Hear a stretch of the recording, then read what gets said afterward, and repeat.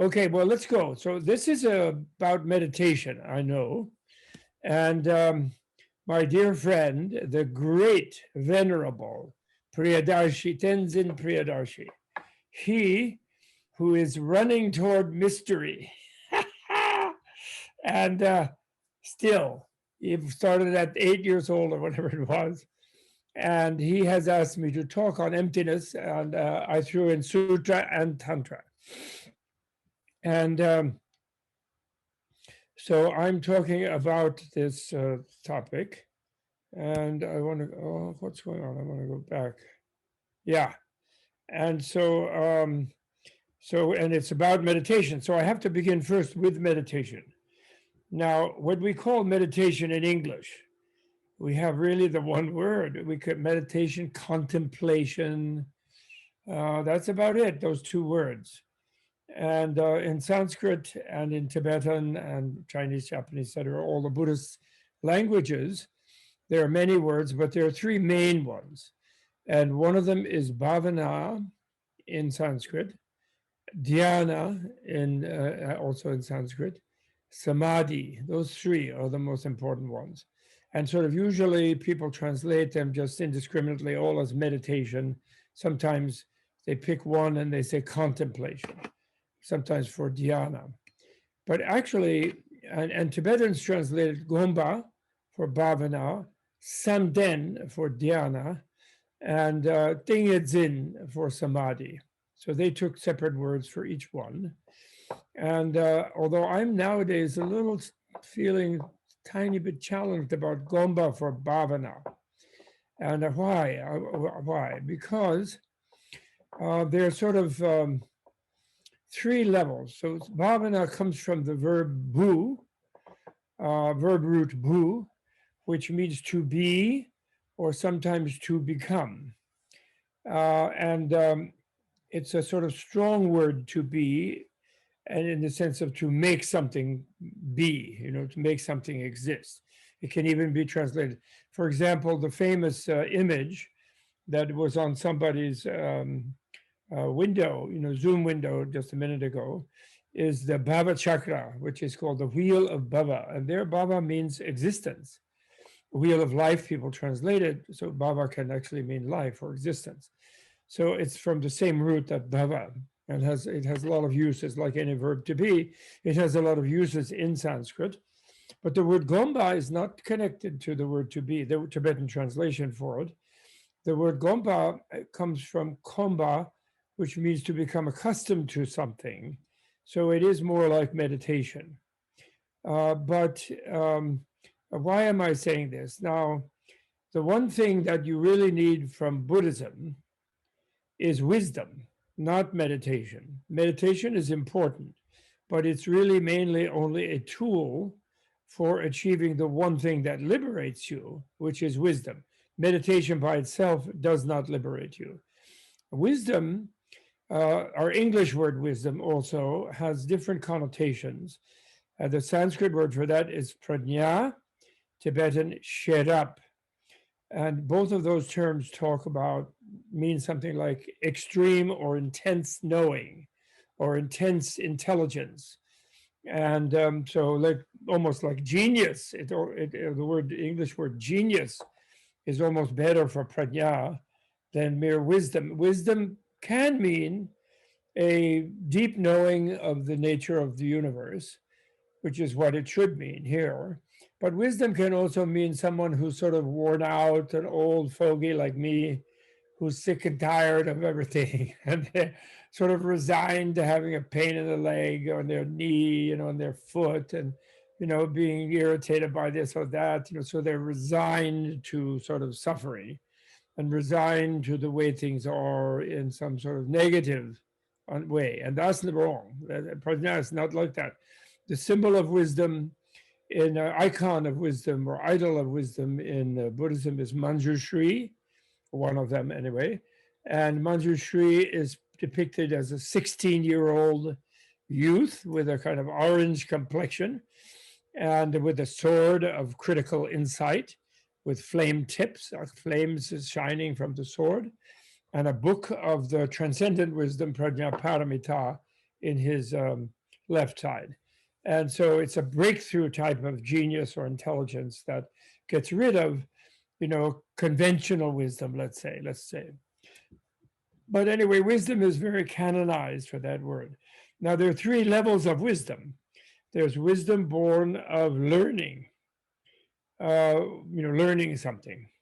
And like you're learning something today, supposedly listening to me, but I usually learn when I talk myself, when speaking to you. So we're learning together. And there's wisdom born of that learning, which is without meditating, just by learning. Then, to make that a little deeper, it's called wisdom born of thinking, chintamai prajna. And that thinking is, we can call meditation, actually. Like the meditations of Descartes were thinking, but the thinking was very deep with Descartes. He got to where he discovered selflessness, actually, in that he couldn't find himself. People don't know that. They think he did find himself, but he didn't. Actually, he meditated so deeply, thought so deeply, that he challenged the existence of the self and lost track of it. And then he just asserted it anyway. He said, well, I am, here I just lost track, or I'm doubting that I exist. So the I that says I'm doubting, by asserting it, that's what I have. But he didn't really find it. He just made it up, so to speak.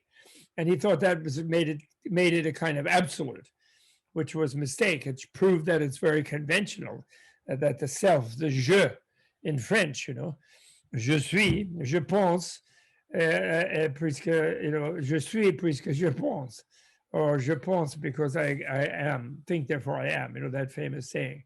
And he took that as an absolute, but actually it proves that it's a relative, but never mind.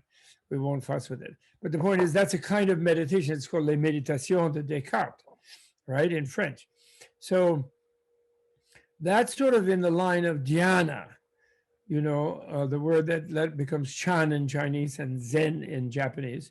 It's like it's a thinking, but a deep thinking that is examining and investigating critically and doubting and looking at paradoxes and things that can't fit together well, cognitively dissonant things, like the Zen meditator who meditates on the gongan, the koan, the puzzle, the riddle, the paradox. And then that doubt, that thinking that's doubt, like explodes them into a state where in a way they hold both sides of the doubt, both sides of the paradox, what I call tolerance of cognitive dissonance, which is a kind of satori or enlightenment. And that's contemplating or meditating. And then the third type of wisdom, even deeper than that, is the one where bhavana is used, gompa in Tibetan. And gompa with some prefixes, a little more hard kind of gompa.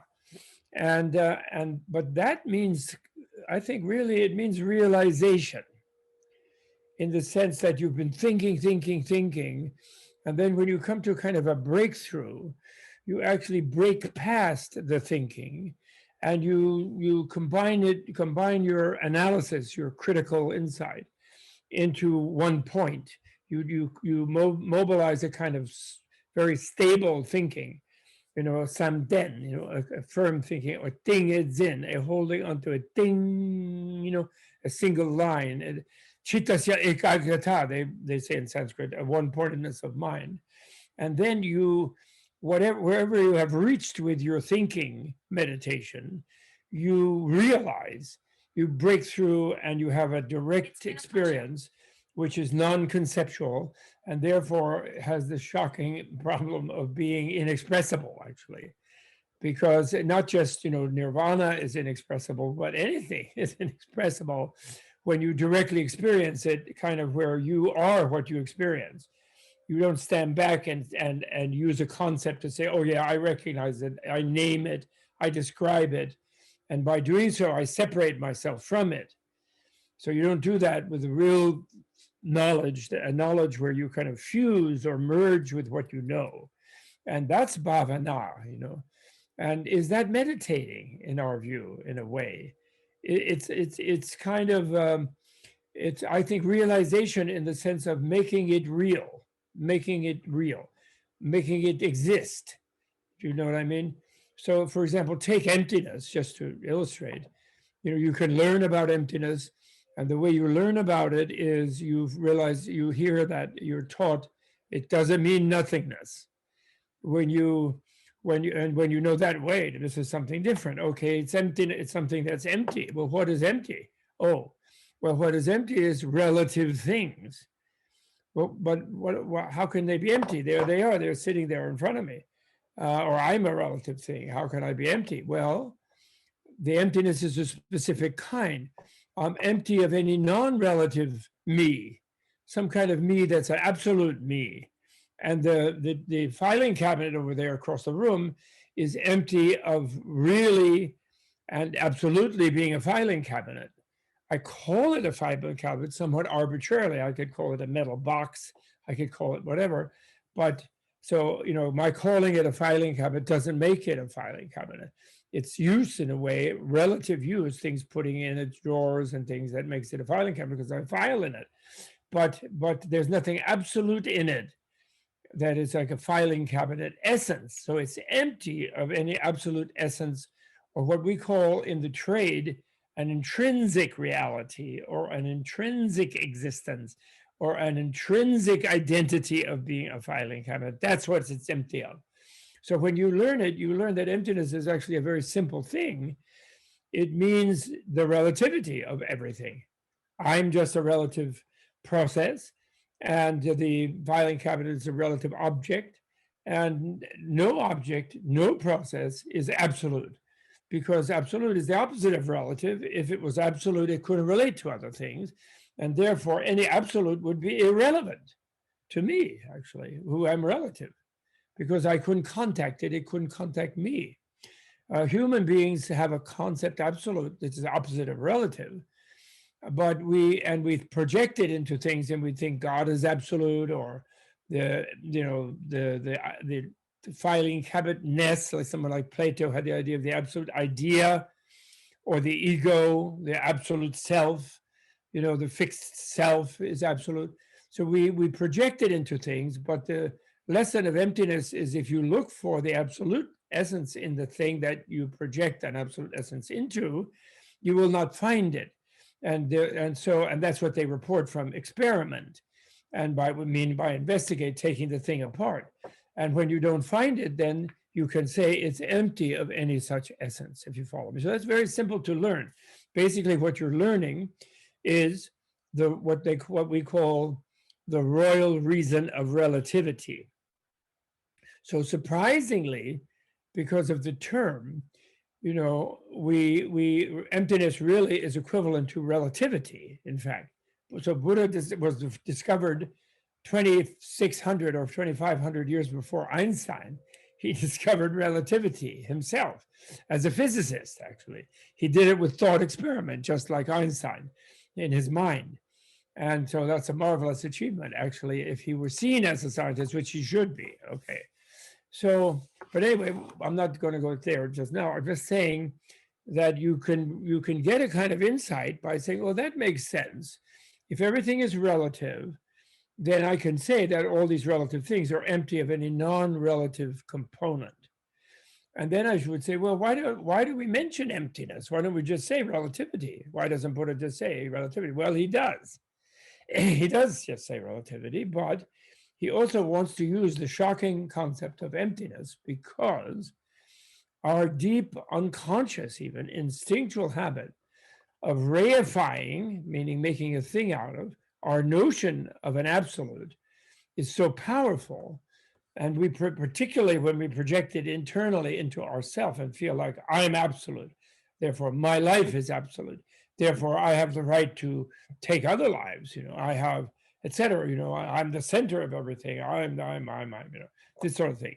And it's a very deep thing. So it's very important that I encounter the kind of shock that, oh, wow, I might be empty of that self that I think is so huge and so important, and so my absolute concern, you could say.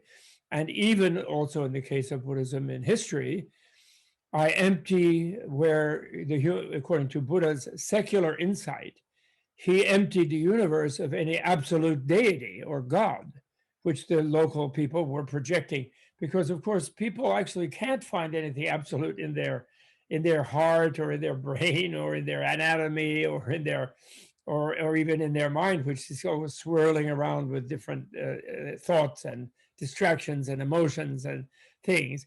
And so you can't find anything that's fixed and stable in there. So that's kind of a projection, even though you feel it there instinctively.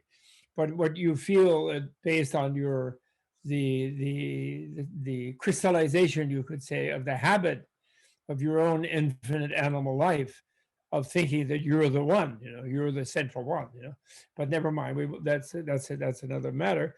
But the point is, it's a very strong habit we have of absolutizing everything, subjectivities and objectivities. And actually, we're very lucky in the modern period, thanks to the materialist scientists who, by doing quantum work at the super micro level, discovered 95 years ago that when you get to the super micro, everything dissolves under analysis, and you can't say there's any atom in the sense of a non-divisible, analysis resistant thing. So there is no absolute atom. In other words, they discovered that. And then they ran away from that discovery, of course, because it frightened them. The idea that there's nothing absolute to cling on, it frightens someone who is habitually and even instinctually invested in being the absolute themselves and thinking of their view of the world as being absolutely correct, how they see it. It's very hard for them. They feel threatened if they suddenly think maybe a whole thing is an illusion, like Descartes did. He did feel threatened when he couldn't find the self, the je, the Monsieur Descartes. He couldn't find the fixed thing. He was doubting everything. He couldn't find it. He lost it. So to reassure himself, he asserted it. I am, therefore, and I'm thinking, therefore I am, which led us all on a path of a few hundred years of enlightenment. But never mind. So all I'm saying is that the last phase of the wisdom is something more than what we think of as meditation. It's realization. It's when the thinking, which is like a kind of meditation, reaches a point where it's really pressing against itself, because the self, which thinks it's absolutely the thing that's doing it, the agent of its action, its mental action, is looking to verify and confirm that it's there. It's not looking for emptiness. It's looking for its non-emptiness itself, because it's acknowledged to itself that it feels that. And in looking for it, it breaks past it, or it copes with the idea that it can't find it. And then it makes it, realizes it in a way. Although it's a vague kind of realization at first. It's like any kind of negative realization. For example, if you look in a room for an elephant, in case someone challenges you and says, you're mistaken thinking there's an elephant in the room, there is none. And then you look around and you don't find one. But you never find the non-elephant. You just stop looking at some point. It's no longer practical to keep looking. There could be a miniature element, some subatomic elephant that you didn't see. But as far as what you're thinking of as an elephant, there's no such thing in the room. And then you stop looking. So it's not like there's no closure in a negation. It's just an opening. So then what else is in the room? Do you know what I mean? You don't find the non-elephant. You don't find the nothing of the elephant. There is no nothing of the elephant, actually. It's just no elephant, that's all. Okay, so it's a sort of conclusion that's a little anticlimactic, let's say, and leaves you free, like Descartes did, to say, well, I am, because I'm thinking about, and therefore that's absolute for me, which is nothing but continuing the mistake of thinking that the relative and the conventional, such as the use of the pronoun, is the absolute. But never mind.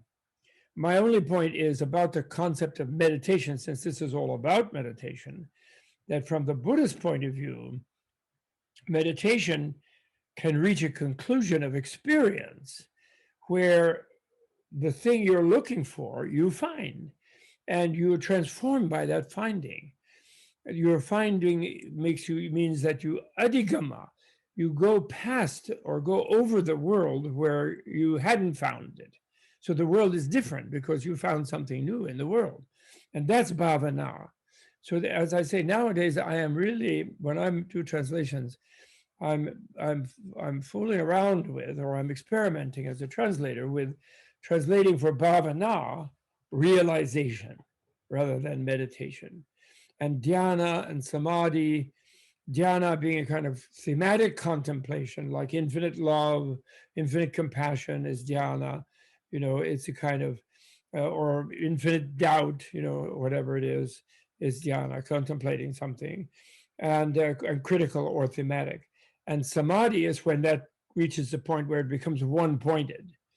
And, chittasya ekagrata, the one-pointedness of mind. So in a way, there's no more thinking. It's just honing in on what you discovered. And it's intensifying and deepening what you found. And so it combines with bhavana very powerfully.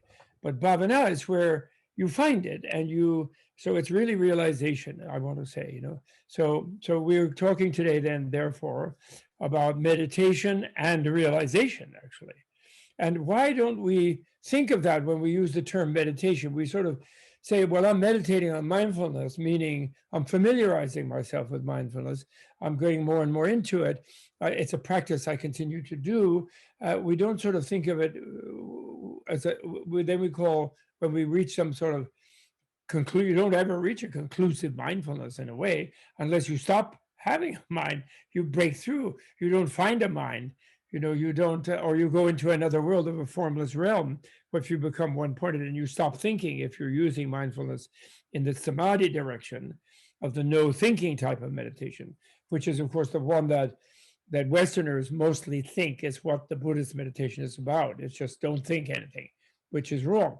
There is a don't think anything one, which is the samadhi, the one-pointed thing, but that's actually the minor one.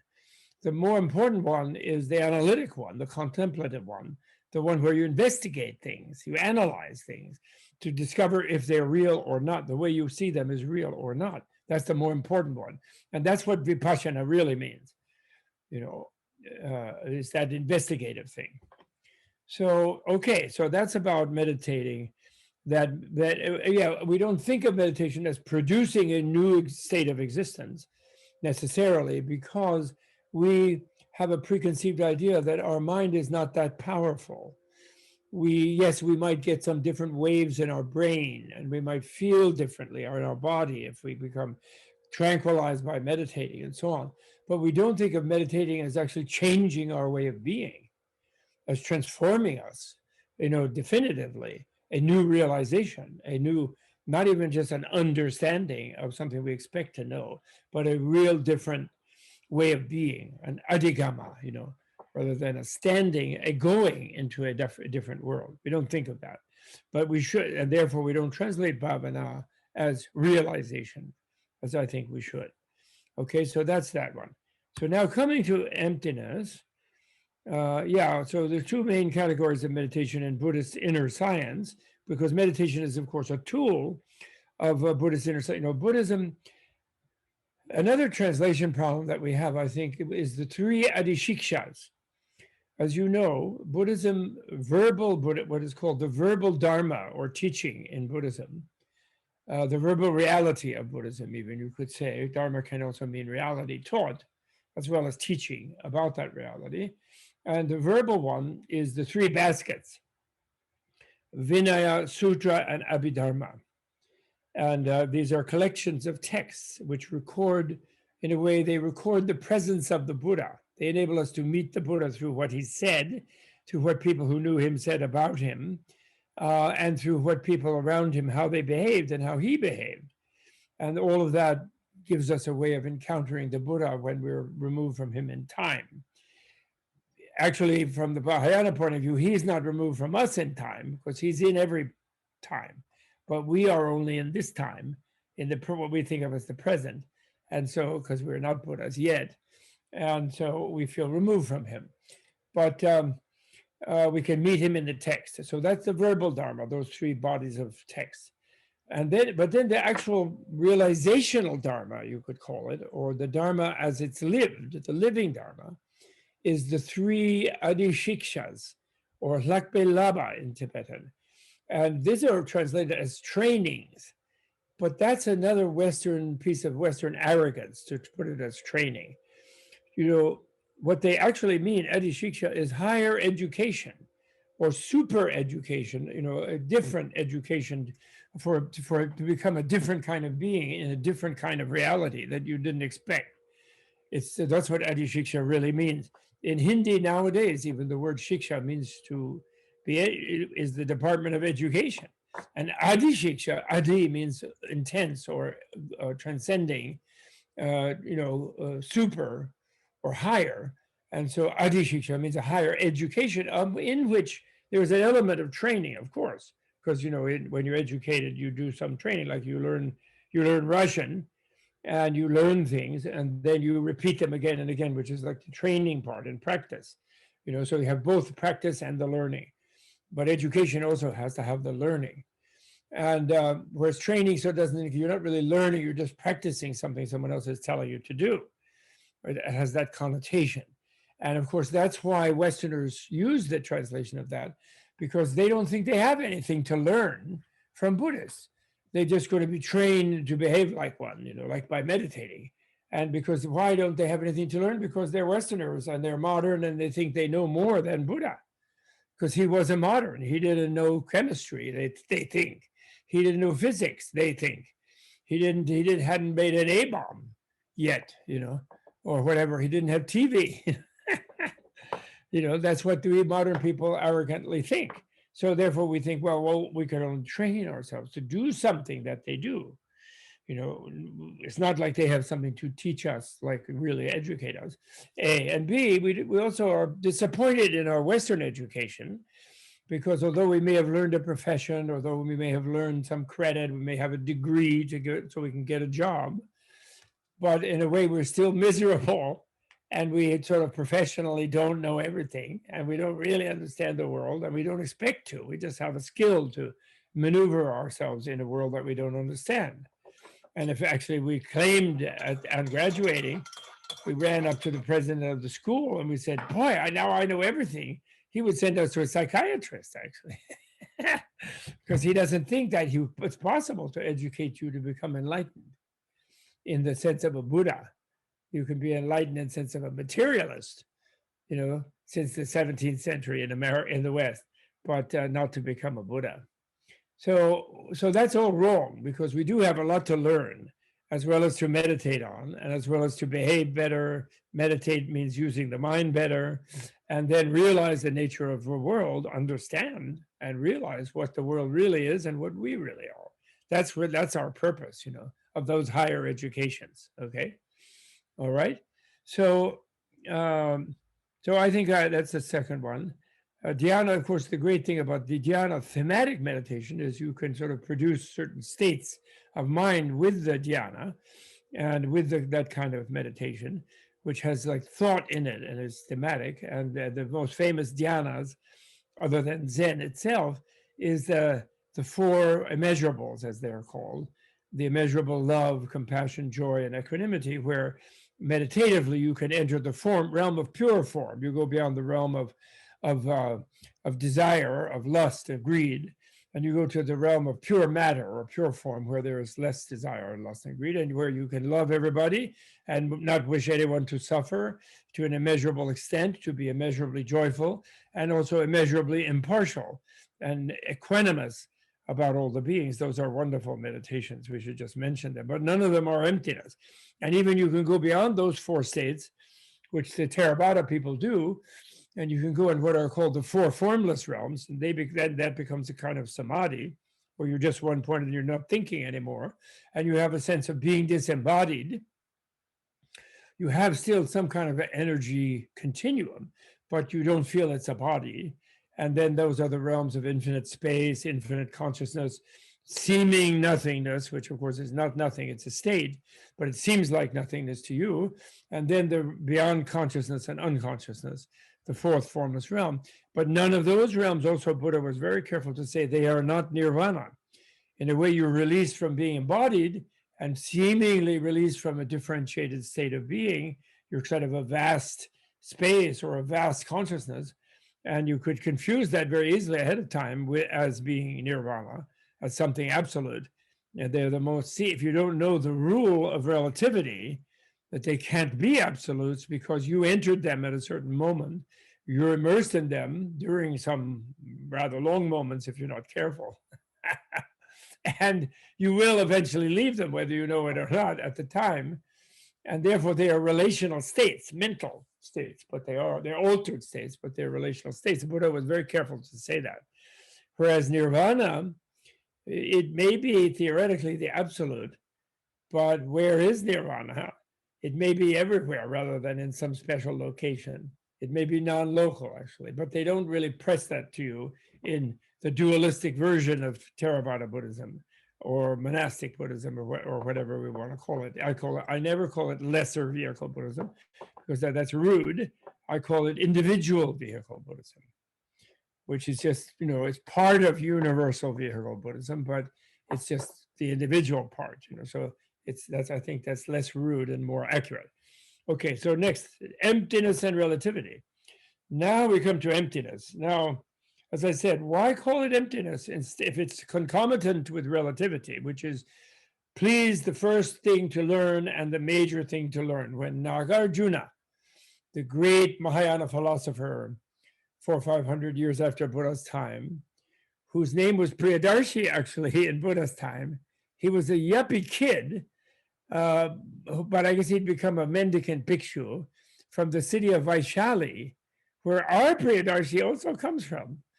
And his name was Priyadarshana, but that's same as Priyadarshi, more or less, but it's same. He didn't have the word Tenzin, though. Otherwise, that same name, And he's a visitor in Vimalakirti's house, actually, in the time of Shakyamuni, where he makes a great statement of non-duality, about the non-duality of samsara and nirvana. And then 400 years later, he becomes Nagarjuna, the great philosopher. And in his very first verse of his famous book called Wisdom, where he sets forth the sort of template for the deepest meditation possible on emptiness, so that for the realization of selflessness, emptiness, the realization of nirvana, of ultimate reality, and so on. And there's sort of 27 critiques that are like an escalator that take you into the realization of nirvana. If you can meditatively and realizationally read that and memorize it and meditate it and bring it to reality, then you will definitely achieve nirvana if you read Nagarjuna's book. But the very first verse says, who yah pratitya samutpannam, who understood or who realized relativity or relativistic origination, if you like, meaning only that things only originate relativistically or interdependently. They don't originate from some essence or some absolutely or from some absolute. They just relatively, illusorily, therefore, as far as their absoluteness goes, they illusorily originate. So whatever that is, which doesn't arise, it's not produced, it's not destroyed, it doesn't come, it doesn't go, it's not eternal, it's not annihilated, and it's neither one thing nor is it many things. And who taught that, which is the, Prapanjopashamam Shivam, who was the supreme of all teachers, who taught that as the eradication of all fabrications and all elaborations, and which is peace, the full peace, Shiva, blessed peace, let's say.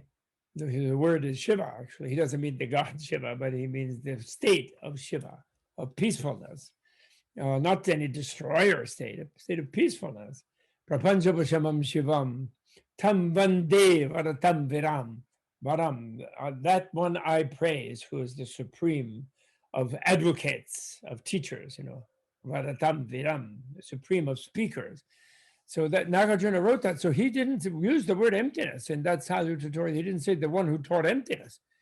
He doesn't use shunyata. He uses it in many other places, but he didn't use it in that verse. He said who discovered the dependency of origination, which is equivalent to emptiness, but he doesn't. He emphasizes the dependency of origination at the beginning of his work.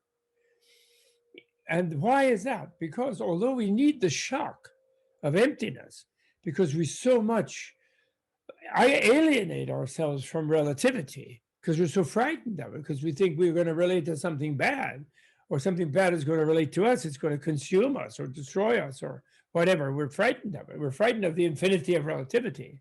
We're frightened of that.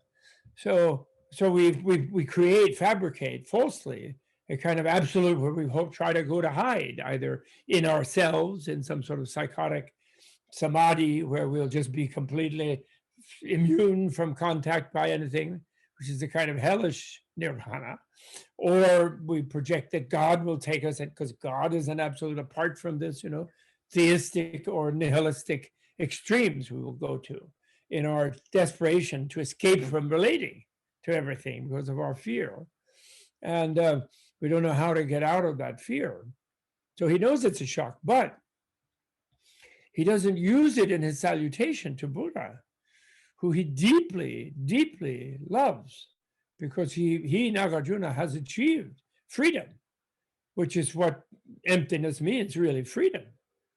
But he doesn't say the word emptiness in that verse, because we can have experiences where we see everything seems to disappear, and we seem to disappear, and we feel it as a kind of release from our fear of being here as a relative process or thing or person. And he knows that we might then reify that as the absolute and think, great, it's just all nothing, basically, like empty space.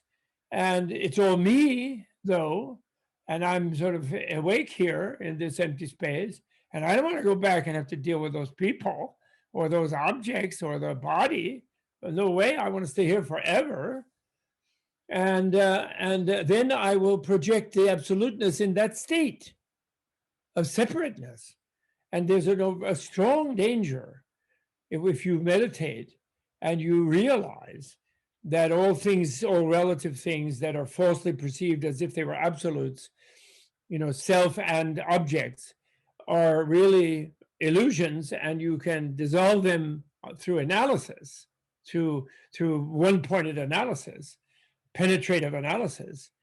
And you feel released then from having to worry about anything, because you're just floating there. You're not even thinking anymore. That's the final goal. But you're deluding yourself. You've reserved your projective, absolute projecting identity habit, absolute identity projecting habit. You have solidified it in a state of separation from everything that you think is everything. But of course it isn't. It's a state of separation from everything. It's also relational. It's only the opposite of being embedded in a network of relativity with all things. It's a place of temporary, it's like falling asleep or going unconscious. It's like a temporary respite from being engaged with everything. But because it's a feeling of release, just like when you fall asleep at night, you feel, you let go of maintaining your presence in a relative world and keeping up whatever, your identity and keeping apart from the identity of things you don't want to be a part of, or they don't want them to be bothering you. That's a danger. So he didn't put that right away, the emptiness part. He saves that for when you can absorb the shock by remembering the relativity. And even the relativity becomes the rational reason why you have the target of emptiness. Because the emptiness is not just a general abstract nothingness. The emptiness is the emptiness of the relative things of any abstract essence. Do you follow me? Which ends up finally with non-dualism, where the emptiness takes all of that absoluteness that we're desperate to hide in, and it makes it one with all of our relationalities. So we realize we're free here in it and with them. And we realize, therefore, the only thing, our absolute thing to do, is to love the whole thing, to make it better, to make it happy if it has sensitivity, to make it beautiful if it's inanimate, so that it will make other beings happy. That's all we have to do. And then that gives us a kind of, we then bring that feeling of release into the way we relate to the relative things, and we relate to them as a free being. feel without losing the feeling of release, and that's Buddhahood. And it's rationally, it's describable, but not capturable in that description, because we come up against, well, then there are other miserable beings, even beings who seem in a hellish condition. And how can we still keep a feeling of release while being engaged with them and even open to empathy of them? That seems impossible to our divided and divisive mind, alienated mind. And so actually, however, that becomes inconceivable then to our alienated mind, but it's not unexperienceable to our transcending mind, our tathagata mind, our mind that goes to suchness. It's not non-experienceable because we can break past our conceiving, because conceiving is limited to what we have notions and concepts about. And so the negation of those is a way of opening out beyond that. And that's where shunyata becomes like a medicine, like Nagarjuna says. It's like a balm. It's like the supreme medicine for suffering, emptiness. But if you wrongly project your absoluteness sense into the emptiness and experience of it, you're blocked from the real balm, and you actually can't use the balm. You will be unable to wield the emptiness of emptiness. You'll think that emptiness is just some otherness thing that's other than all this relativity, and you'll be lost there. You'll become a god of the formless realm.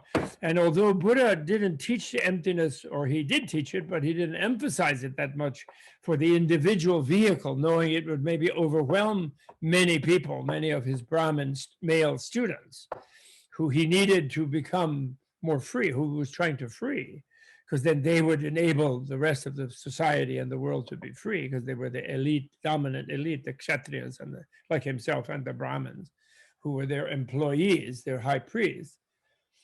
So he didn't rub it into them, let's say, and he let them think that they would find a nirvana that would escape them from their daily duties, from the washing the dishes. They leave behind the females to do the job, the work, and they could escape somewhere. He let them do that, but he warned them by hint, by describing the four formless states to them, and saying those are not nirvana. And he remember the first two teachers he went to, the two ascetic teachers at the first two ashrams where he went. One of them reached the realm of nothingness, and one who reached the fourth state, Turiya, the realm beyond consciousness and unconsciousness. And as if that was a state apart. It was like a non-dual state, but it was a non-duality all alone. It was a monistic non-duality all alone, apart from all the relative things. And he said, that's not nirvana. So that's a hint about the non-dual Mahayana, actually.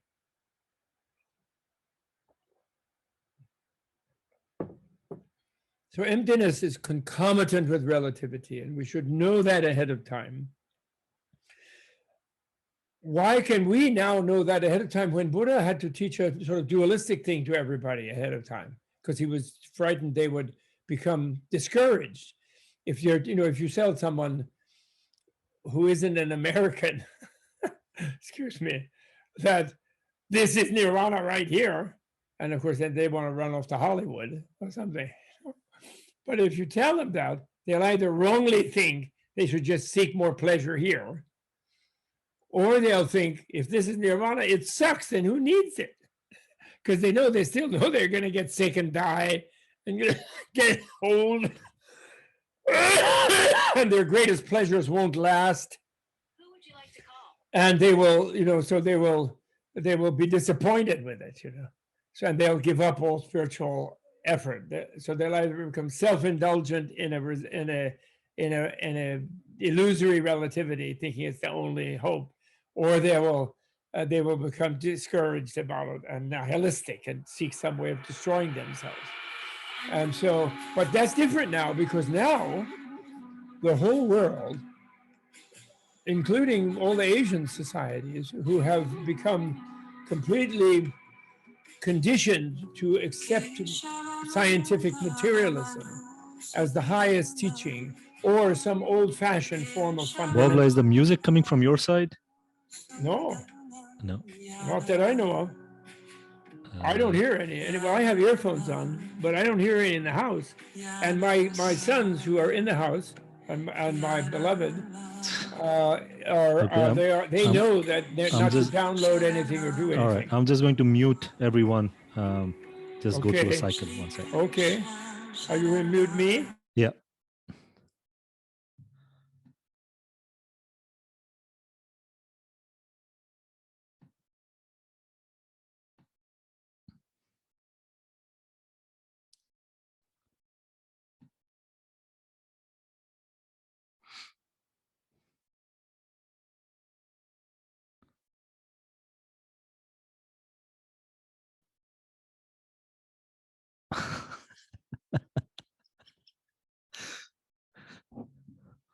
Maybe it was just the celestial music, but I'll let him go check on it.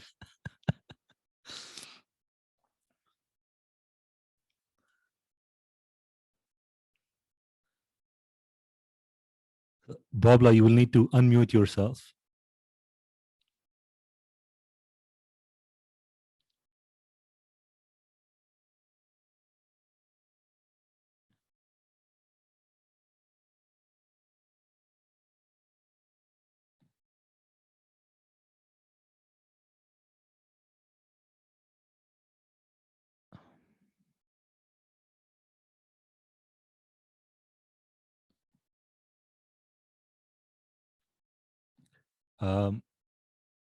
We can't hear you, Bobla. I'm asking. Somehow, for Oh, whatever there you are. reason, Yeah. Well, don't do that. as they say in Mahayana text, when words of truth are appearing, then people hear celestial music. So I think that was a sign, a It's good off sign. now. You're on. We can hear you, There's no Bobla. sound now. We can hear So you. you can turn me back on. You're on. You're on. What it was without me realizing it, my phone turned itself on. Dear Siri, turned on Deva, somebody chanting Om Mani Padme Hum, which wouldn't hurt anybody, but it is distracting. Okay, so am I talking again? Yes, please. Okay, thank you. So sorry. Dear Priyadarshi, Om Mani Padme Hum. It's probably nicer than my talking. Anyway, so and now I've lost my script. So for the translator, oh no, where is it? Oh, there it is. Okay.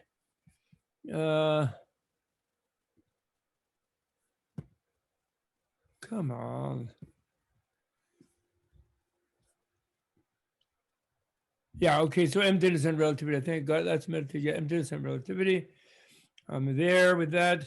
You were talking about confusions in nirvana, of That's how right. people might think of it. Yes. That's right. So now, so I know, and I'm praising Buddha, of course, as a not only Varatam Varam, but also the supreme Vidyadhara Dharam Varam, the supreme holder of science, scientist, Vidyadhara.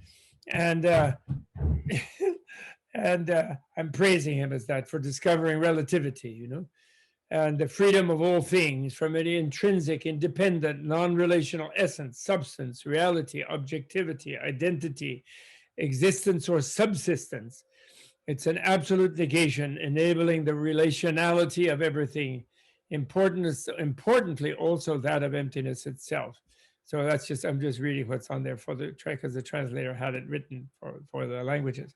And so, oh yeah, and I was saying why now it is okay to teach this. That's right, that's where I was, because scientific materialism has already fallen into the extreme of nihilism, because people are taught from small childhood, from their beginning science classes, in grade school and high school, that everybody knows that there's no soul, no mind continuum after death, and that, which actually implicitly means, they won't say that because it sounds rude, which it is, but that means there's no mind now, and that they're just a biological robot, and the brain as an epiphenomenon, as they would say, like as a byproduct, creates the illusion of yourself being a sentient being.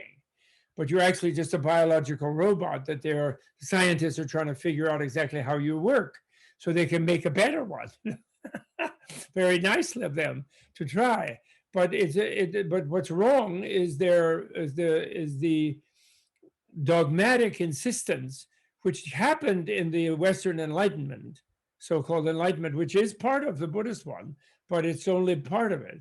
But what happened in that Enlightenment was to get away from the thought control of the church, of the Inquisition, where the Galileo was silenced, and Bruno was burned at the stake and whatever, and they obviously want to get away from these fanatics who wouldn't let them examine life, and so in order to do that, they had to do away with the soul, and with their own fear of future life being cursed by the church, to go to hell if they thought something that was not according to the dogmas of the church. But what they then did, they didn't realize, is they transferred that absolutizing dogmatism, they transferred it to nothingness, to the absence of the soul, to the absence of the mind, and they became dogmatic nihilists. And then everybody grows up in the consensual reality as if that was a normal thing. And even there are many Buddhists I know in the West who think that Buddha's teaching of emptiness is equivalent to the modern materialist so-called discovery of nothingness of the mind and the soul. And that's totally wrong. That's absolutely wrong. Used in an emphatic sense, not in a technical sense of absolute. It's very wrong, because that was one of the dangers that emptiness is meant to avoid, is the extreme of nihilism. And therefore Buddha is completely disagreeing with dogmatic materialism. And furthermore, it's only dogmatic, and it's very simple for people to get over it, but it takes a lot of meditation to do it, because it's easy to see that nothing is not a discovery. It's just an assertion. It's like, Descartes didn't discover that he was thinking, he just thought. But he never found his thinking like a verified object. He never found his je, his moi, as a verified object. He just asserted it as a relational habit. I, moi, je pense, alors je suis. He just goes around saying je suis. But that's just an assertion. It's not a discovery, is the point. So therefore, it's not an empirical discovery. So therefore, it's just a dogma. An assertion without evidence is simply a dogma. So relax, everybody. You have a mind. and don't relax because you have a soul, meaning you will have a future life.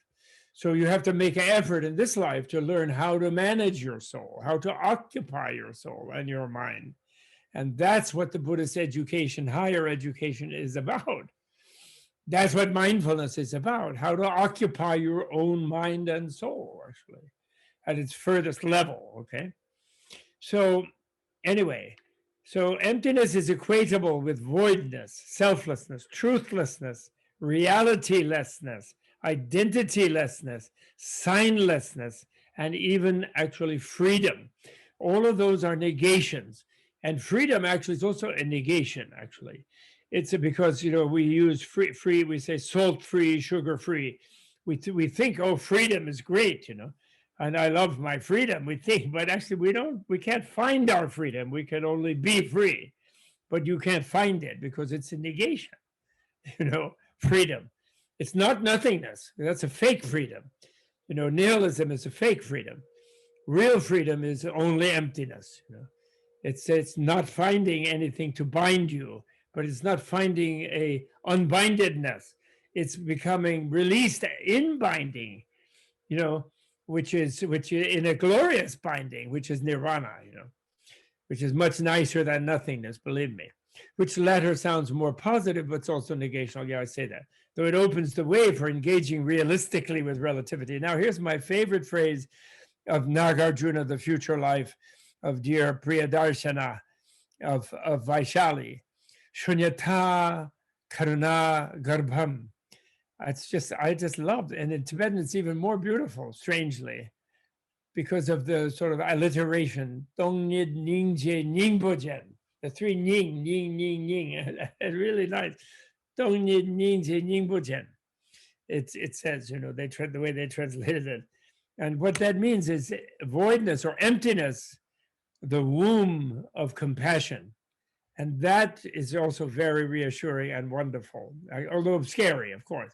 And garbha means a womb, and it doesn't really mean nature as it is translated, but it can mean essence in the sense of a womb is the essence where life comes from, relational essence, where living beings, mammals, gestate and are then born outside, conceived, gestate, and born outside. So garbha means. So shunyata, therefore, it means that shunyata is like a womb for compassion. And what that means is that when you realize the absoluteness of relativity, if you will, that the absolute is just the emptiness of the relativity of any non-absolute thing, and therefore it's virtually an absolute is infinite relativity. When you realize that, that realization is the realistic sense that reality itself is like a nurturing membrane that embraces you and removes your suffering.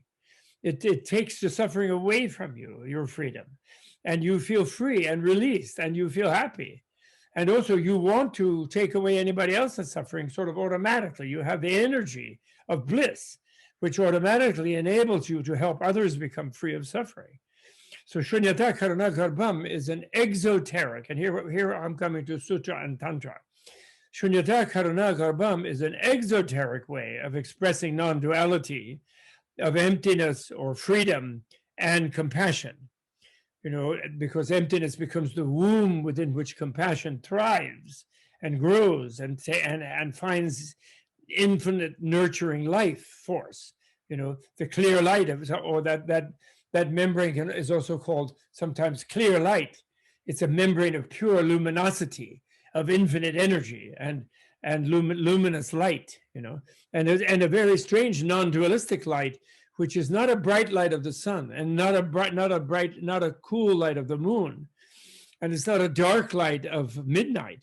What it is a gray light, a twilight that is beyond light and dark, but has both elements of dark and light in loving embrace, of yin yang in union, actually, and transparency, actually, crystal, like a crystal, which transmits all light, but it doesn't impose any light in itself, but it can transmit infinite light.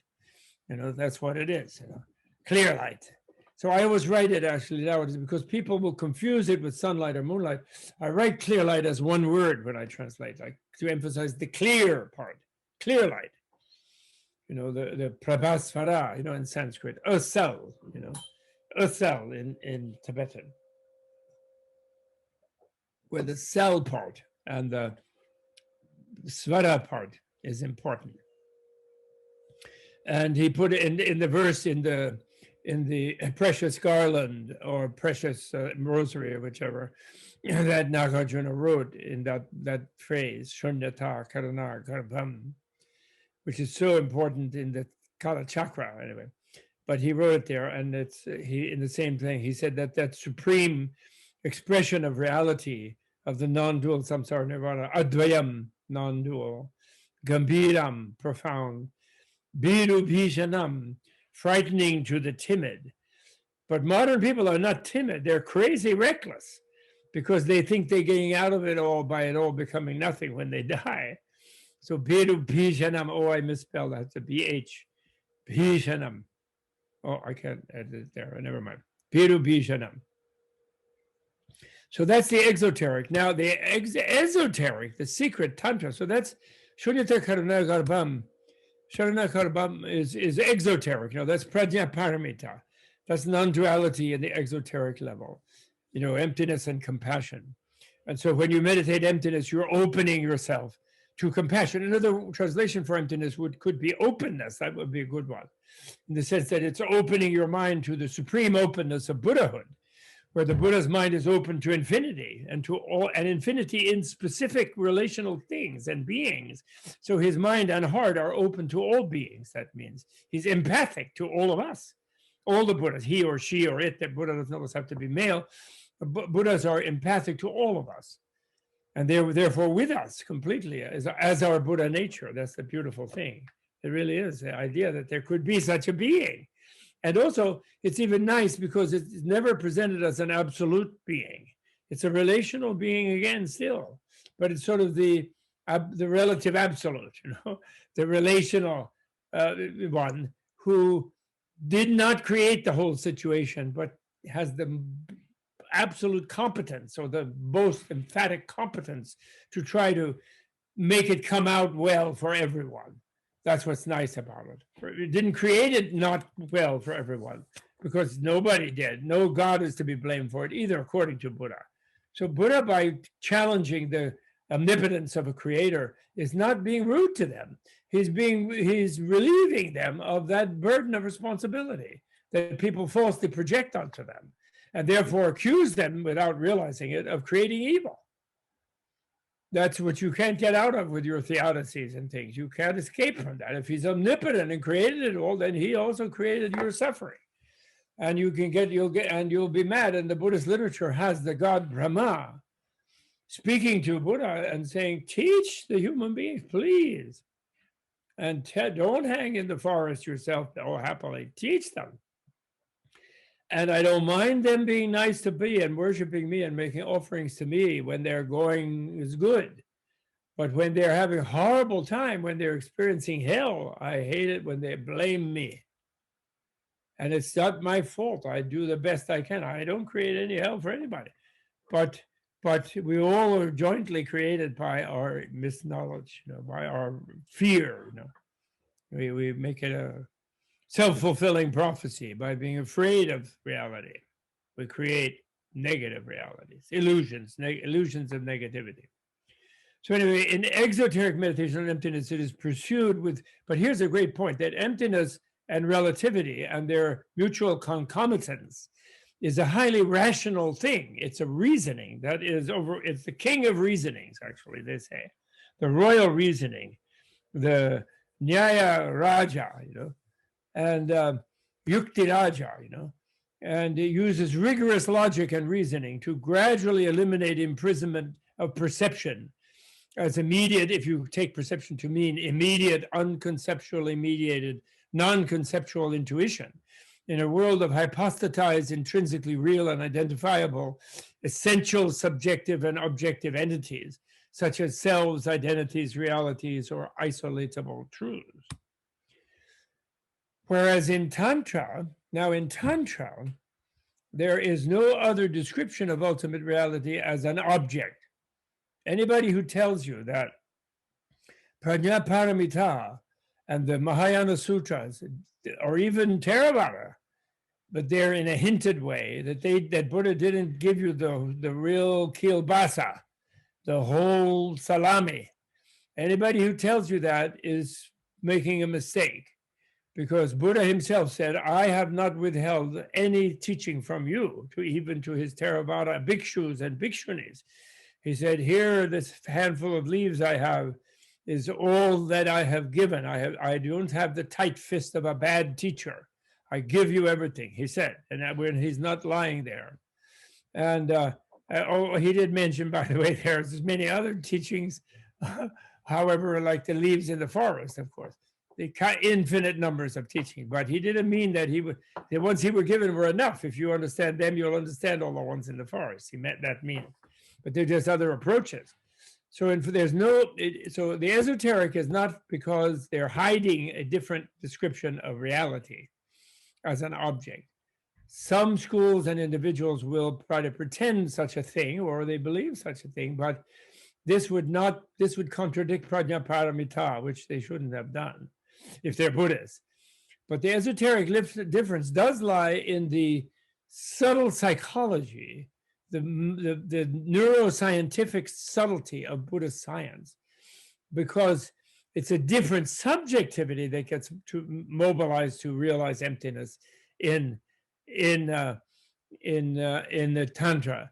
And so the slogan in Tantra would be Shunyata Sukha, Shunya Sukha Advaya.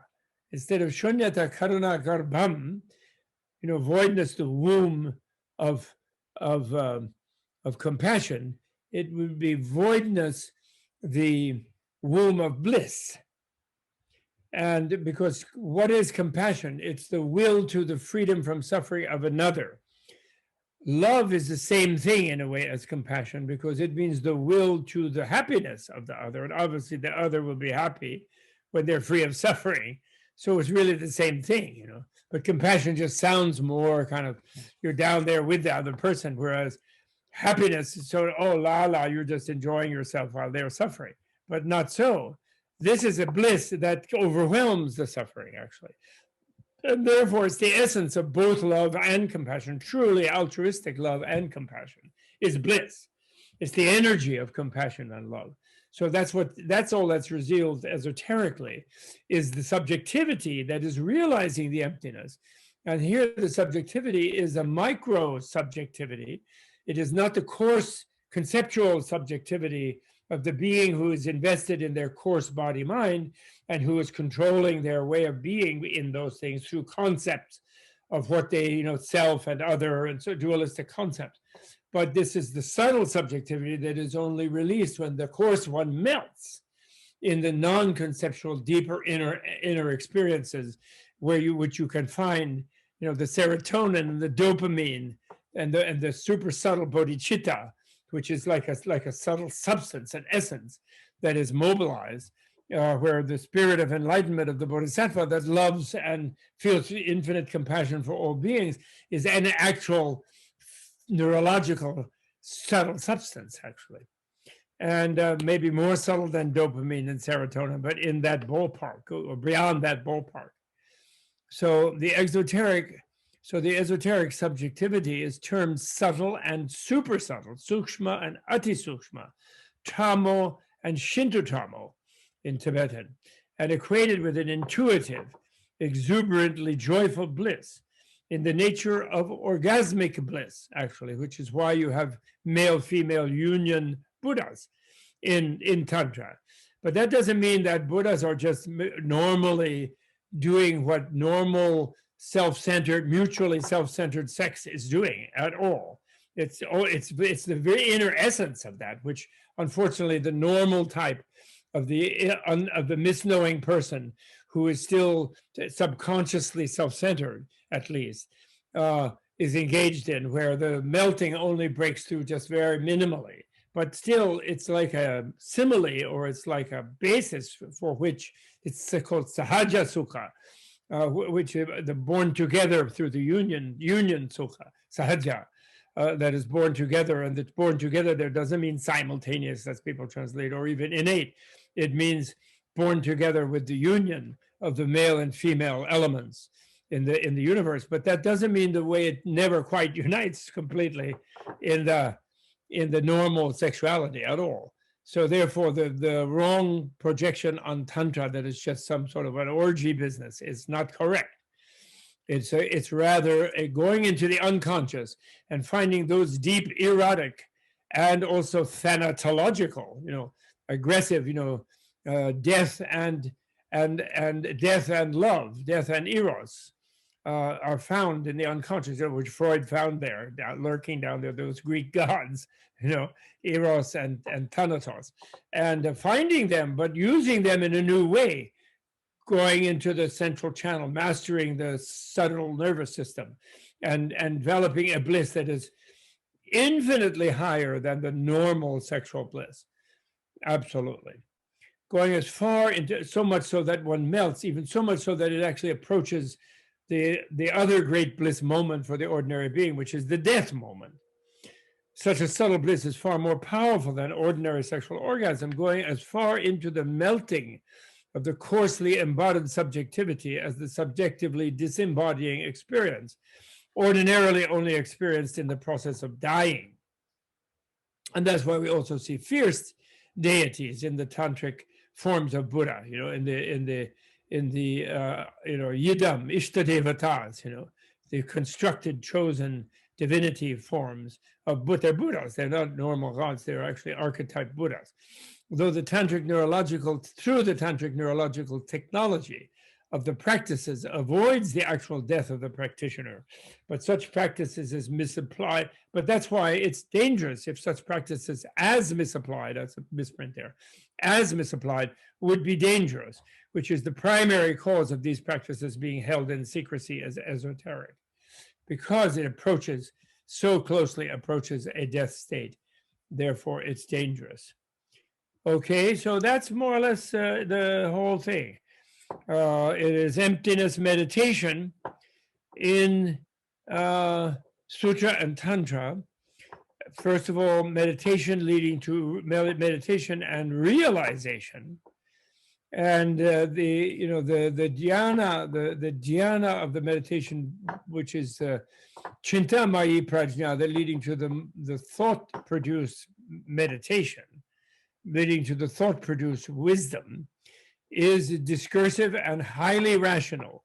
Many people, because the final bhavana, realizational one, is beyond discursive thinking. Many people wrongly think that if they can just lobotomize their discursive thinking, sort of use sort of one-pointedness or samadhi to just shut down their thinking, and they then throw away rationality as just some sort of useless thinking, then those people wrongly think they will have some sort of elevated state through their one-pointedness, maybe a formless realm state, a spacious state they will have, but then they will wrongly think that's a nirvana, and they will be stuck there in what is in fact a kind of psychotic state of alienation, supreme alienation from the relative universe of all other beings, the universe of love, compassion, bliss, and Buddhahood. And they'll be stuck in some sort of isolated state, which they will be wrongly thinking is absolute. And then they will become a deity of the formless realm, actually, eventually. And then eventually they'll fall from that deity, that divinity as a formless deity, into the animal realm, the realm of the incarnation of stupidity, because their mind will become so dull by not thinking and staying in a state of permanent, seemingly permanent non-thinking, that they will fall into unthinking states. They won't go to hell, probably. They won't go to the preta realm, which are the realms where you go from excessive hatred and excessive lust and greed, but they will hit the animal realm. I only recently sort of thought of that, and I think that's correct.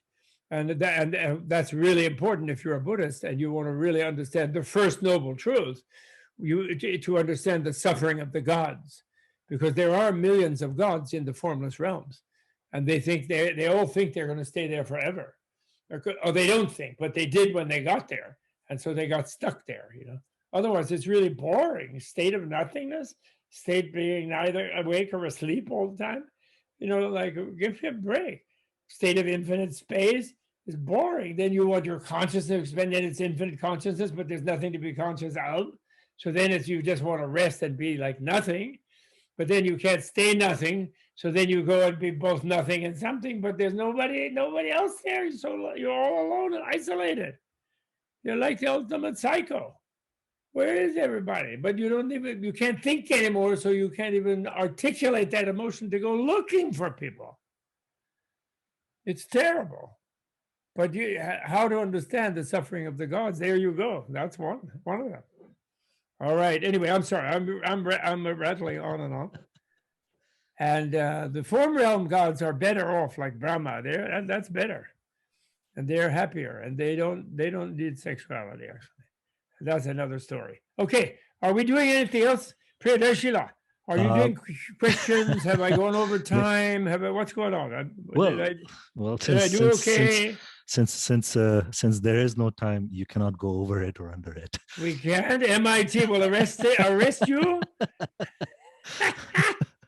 Oh, I see. We can't go. That's right. Yeah, I'm ready to answer questions. Yeah. Maybe we can take just a couple of questions if people have it. Maybe put it in the chat window. Well, how about you? Do you have one? No, Babla, you spoke about the three other shikshas. I was hoping, for the benefit of the audience, if you could enumerate them and oh yes, okay, let them sure. know what it is. The three higher educations, or maybe because we don't want to confuse it with Harvard or Graduate School of Arts and Sciences, we should say the three super educations. For Adi, we can make it super. So the three super educations are the education in ethics, going with the Vinaya texts, the discipline of the lay people and the monastic and the mendicant people, and male and female lay people, male and female mendicant people. So it's a education, super education in ethics, where ethics becomes innate and natural to you, and which you can when you're super educated in that. You wouldn't think of killing someone. You wouldn't think of stealing. You wouldn't think of abusing sexuality. You wouldn't think of even having a mind that would be malicious or destructive or greedy or stupid. So and speech, you would never encourage such things. So it becomes part of you. That's the graduation of the super education in ethics. So it becomes your evolutionary skill not to do anything harmful to yourself or anyone. And that's it. Then the super education in mind and in meditation and in realization goes along with the sutra texts, because anytime Buddha is speaking to anybody, and it is recorded by Evam Maya Srutam Ekasmin Samaye, Ananda or Maitreya or Vajrapani, then he is doing a guided meditation. Because sometimes Avalokiteshvara speaks, or somebody else does, he authorizes another person to do it. But usually he speaks. And then if we read it in that way, where we're following it meditatively, or as the Zen people beautifully say, we read it with body and mind, not just in some superficial way of just following the words, then it guides us in meditation, truly does, real dhyana type of meditation, and will lead us to samadhi type of meditation and bhavana type of realization. And like recently, I was reading the Pure Land Sukhavati Vyuha Sutra, the Amitabha's Pure Land Sutra, and we practically all landed in the Pure Land together. And we realized why Buddhists are so complacent, and they just they're lazy. And I found an excuse for my laziness, because all I have to do is, when I'm dying, is just say Amitabha, Amitabha, Amitabha, and it means between now and then not to kill my parents or or Buddha or anybody, and then I'll be automatically in Pure Land, and I can meditate forever. So and study and learn, and Amitabha will be right there talking to me endlessly. So it's so beautiful. That's a guided meditation. Okay, so it's the higher super education in mind or meditation, either one. Sometimes it's chitta adhishiksha, sometimes it's samadhi adhishiksha. You use two versions of it verbally. And then the higher education in wisdom is the third one, which goes with the abhidharma, with the system. There, the abhidharma is not Buddha speaking or someone directly authorized by Buddha, but it is the enlightened people, the arhats and later bodhisattvas, who Buddha authorized to organize what he said in the specific guided meditations of his sutras that he did for specific audiences.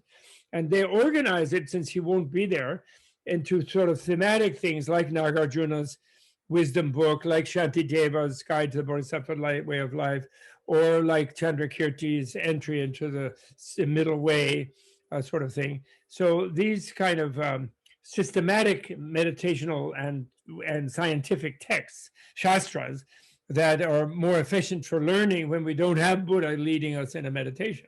We don't have his field that gives you so much impetus in realization. And but we can get it through those systematic things. And so that goes with wisdom. And here wisdom means scientific wisdom, critical wisdom. It doesn't mean resignation or some blah, I don't know anything kind of thing. It means scientific wisdom experientially, meaning experientially knowing the nature of reality fully. And that's the goal. That's the higher education or super education in wisdom. So those are the three higher super educations going along with the three textual collections of Vinaya, Sutra, Abhidharma, going with Shila, Samadhi, and Prajna. Okay? Thank you, Barbara. Just probably maybe just time for one question. Okay. Is there a favorite practice that you have, or any kind of practice that you would recommend for people here in terms of trying to contemplate or meditate on selflessness of self, just Pudgal Nairatmya? Yeah, For sure. those who are brave enough, who are not freaking out with the idea of selflessness. I'll give you two, just for a range of things. My favorite thing is reading what I call dialecticist centrist texts, which means prasangika madhyamaka texts of Nagarjuna, Buddhapalita, Chandrakirti, and Tsongkhapa especially, but also Atisha Tsongkhapa especially, and then some of the Dalai Lamas and some of the other great followers of Tsongkhapa. That's my absolute favorite thing, and I especially like, I confess, reading the Tsongkhapa ones because they say that when you read in a sincere and sort of body and mind way the writings of Tsongkhapa, that Yama comes and circumambulates you and protects you from worry and problems. You know, Yama being the god of death, who is in the, Katha Upanishad, and who is like actually a wisdom and has become by associating hanging out with Manjushri, has become a guardian of life actually and a guardian of wisdom. Yama, not just a judge of the dead and sort of a mean guy like presiding over hell. So he's really been cool. He's become a really cool being. So I really like doing that. So that's my favorite thing. And they should just read Tsongkhapa's Essence of True Eloquence or Essence of Eloquence, and they'll be happy. And the other one, just in case not, because also I'm very, very lazy. So my favorite meditation, the other one is sleeping. And when I sleep, because I'm old and tired at 80 years of age, and so when I sleep, I'm so happy. I can forget about the Republicans temporarily. And when I sleep, I think that I am going to bathe in the clear light of the void. So I try to mix just by inference and just by wishing, because I'm not a advanced yogi, but I wish to be bathed in the infinite energy of the clear light of the void, to renew my cells and renew my whatever, my mind, and clean my brain of all the nonsense in it, and my body, and feel better to be of more usefulness when I wake up in the morning, if I do, or if not, I float off in clear light and wake up in a better life, in a new body. So that's my favorite one because it gives me a big excuse to sleep. And then occasionally I'll try to remember, if I'm not too tired, to say, well, and also since I'll be lying in the clear light, maybe my mind can have a lucid dream and I can meet my guru or hear something nice or meet my friend Priyadarshi, who I never meet because he's always traveling, sitting on the endless subway in Tokyo and deepening his own experience and so on, or my other friend, or seeing his holiness or whatever, being on Zoom with the universe. And so have a lucid dream, and I rarely have that happen, almost never, but I have a few dreams. But that's my other favorite one, just conscious sleeping. And that's easy for everyone, and don't think, and I also, every time too, I say, and get rid of my idea that I'm going to be lying in a dark space of nothingness when I'm unconscious. It's just being unconscious is the way I open my self-defense perimeters, and thereby the clear lights, my suffusion by the clear light, which happens all day and all night and for eternity, will be more able to exert its nurturing impulse, impressions on my cells. So that's my favorite easy one. Okay, that's sort of like Dzogchen. Oh, by the way, I discovered something really fun that I'll share with people. I wasn't a question, but I will share it. Please. Yeah. I discovered that the word Dzogchen in Tibetan has misled us all a little bit. In a way, it's fine. It's a great word. It's a great practice, but it doesn't translate Mahanishpana in Sanskrit, which would be what the word of Dzogrim is, in the Nagarjuna system of Tantra, the 5 stages of the perfection stage, which are in its optimal 2 or 3 stages, the same as Dzogchen, the very most advanced possible thing in all of the Dharma. Either one, Dzogchen or Dzogrim. So that's why they'd use the word, I guess. But it doesn't translate Nishpana, which means completion or perfection. It translates the word Sandhi. It's Anuttara Sandhi or Mahasandhi. And Sandhi in Sanskrit means connection. So they're being more sophisticated than I thought. Actually, I'm saying this as a praise to Dzogchenpas, because they are not enticing people, properly speaking, to be stuck in a stage of spaciousness that is disconnected from the world. Because this great connection, or as it's used in the Nagarjuna system, what's called Anuttara Sandhi, instead of great, they use the word unexcelled or unsurpassed. The unsurpassed connection is, of course, Buddha's connection, where that spaciousness is invested in the destinies of all beings in all times, helping them be free of suffering. And therefore, it's the infinite connection of enlightenment, not some sort of wrong conception of perfection or completion as infinite separation, if you follow me.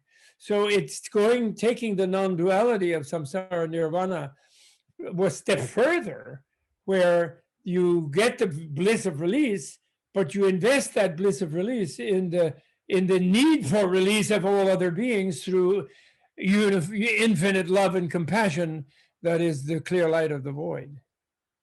So you can, Dzogchen, when we would translate it in English, we can alternate, since we Westerners are a bit psycho, modern people are a little bit psychotic in their notion of they're all going to go to nothingness when they die and there'll be no connection to anything. So they'll be scot-free from any bad things they did or any silly things they did in life. That, however, we can use interchangeably great perfection with the great perfection is the supreme connection with all the enlightened connection out of love and compassion of all Buddhas with all beings. And I never had thought of that. And the way I discovered it was that the stages in Nagarjuna's, 5 stages work, the fifth, fourth, and fifth stages, which are the perfection stages of the perfection stages, are called Anuttara Sandhi, supreme connection, and supreme even union, or communion, connection and communion. And so then Dzogchen has that. And we could emphasize that, because otherwise Westerners will have the danger of seeking a kind of dualistic, separated nirvana, of just spacing out and think that's the final thing. Okay, so I just want to share that, because I know everyone loves Dzogchen, as do I, and my guru, Dr. Nida, is very big on it. But this Sandhi, that is Anuttara Sandhi, the word Sandhi. And Sandhi in Sanskrit, as you know, Tenzin Predashila, Venerable Law, Sandhi means, linguistic connection between two syllables in a word, grammatically, that you change the beginning of a word and the ending of a word when you put them in a compound, because they affect the way you pronounce it, There's no Sandhi there, but there are in other ones. Anyway, I just want to share that. That's my latest light bulb experience. Thank you so very much, Bobla. Sadhu, Okay. sadhu. It's wonderful to have you. Thank you. And hope we'll have other opportunities to listen to your joyful, enthusiastic explanation of Buddha Dharma. Okay. Thank you all. And I just want to thank the interpreters who have worked very hard, Javier for Spanish and them in Russian. And spasiba to the Russian translator and to Natasha, and gracias to the Spanish translation, and spasiba to Bem Mitruev. Maitreya, that is it. Padma Maitreya, no? Mitruev. That's like Maitreya. Thank you. Thank you so very much, Bobla. Okay. Talk to you soon. Hope you get some rest. Thank you. Okay, I will. All the best.